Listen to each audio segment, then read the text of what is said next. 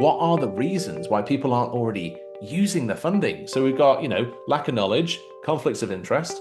Are there any other particular reasons that you want to? Yeah, I think a huge chunk is a really complicated chunk at the moment, and a large chunk is transitional cohort or participants that are living in state-owned stock, and that's a complicated beast. That's a frustrating beast because government promised these participants to transition. A lot of these participants have got funding that is not sustainable for the SDA provider or SIL provider, and then taking on that risk to build a new property with basic funding is really scary and a roll of the dice. There's a huge cohort of participants that, if we're able to have an honest conversation with government and we could sit at the table and go, let's stop all the silliness, let's stop the annual reviews, the wastage of occupational therapy and funding assessments and all of those things, and just look at the long-term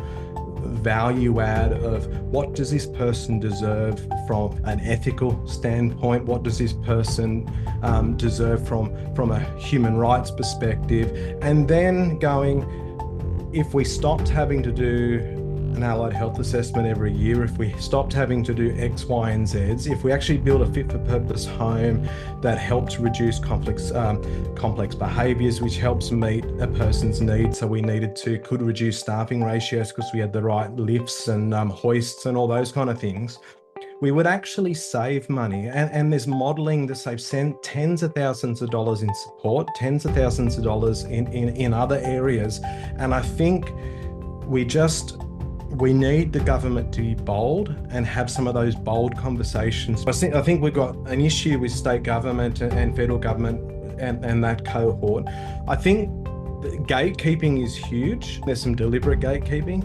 There's how do we uncouple a really complex model of a not-for-profit that's got huge assets in housing that's not suitable, but we don't know what to do next, and how do we actually uncouple housing and participants and actually use them as two different conversations, because we shouldn't be holding a participant hostage because we don't know what to do with an asset.